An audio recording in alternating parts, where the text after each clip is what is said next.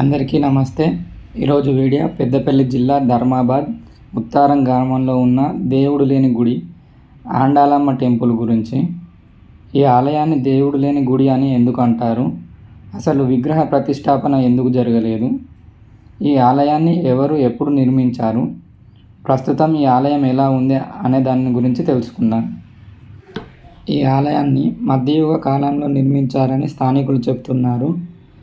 చుట్టూ కొండల నడుమ ఎంతో అద్భుతమైన శిల్పకళతో ఈ ఆండాలమ్మ ఆలయాన్ని నిర్మించారు. గర్భగుడి, దాని ముందు పెద్ద మండపంతో కూడిన ఈ ఆలయ శిల్పకళ, రాతి నిర్మాణం చాలా విశిష్టంగా ఉంటుంది.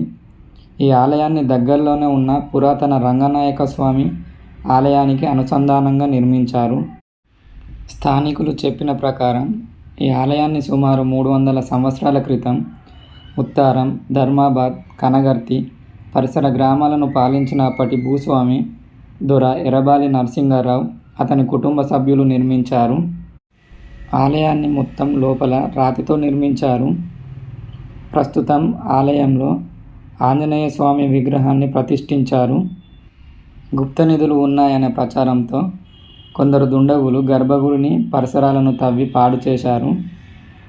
నేటికి మన దగ్గర పురాతన కట్టడాలను గుప్త నిధుల పేరిట ధ్వంసం చేయడం చాలా ప్రదేశాలలో జరుగుతున్నది.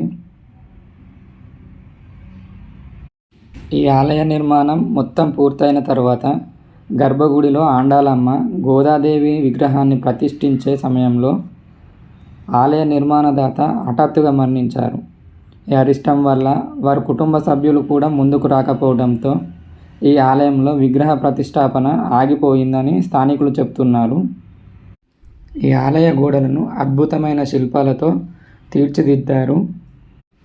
ఆలయం గోడలపైన దేవతా విగ్రహాలు, సింహాలు, తోరణాలు, పట్టాభిషేక ఘట్టాలను అద్భుతంగా నిర్మించారు.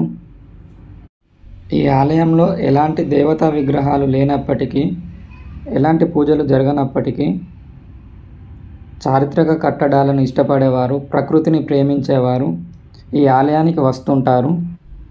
చుట్టూ కొండల నడుమ పచ్చని ప్రకృతి కలిగిన ఎంతో అద్భుతమైన శిల్పకళతో నిర్మించిన ఈ పురాతన కట్టడం పూజలతో ఎంతో పవిత్రంగా, ఆధ్యాత్మికంగా ఉండాల్సిన ప్రదేశం నేడు ఉద్యానవనంగా మారిపోయింది. ప్రస్తుతం ఈ ఆలయం జానపద పాటలకు, ప్రీ వెడ్డింగ్ షూట్లకు, షార్ట్ ఫిల్మ్లకు కేర్ ఆఫ్ అడ్రస్గా మారిపోయింది. ఈ వీడియో మీకు నచ్చితే లైక్, షేర్, సబ్స్క్రైబ్ చేసి సపోర్ట్ చేయండి. ఏమైనా తప్పులు ఉంటే కామెంట్లో చెప్పండి. నెక్స్ట్ వీడియోలో ఆ తప్పులను సరి చేసుకుంటాను. Thank you.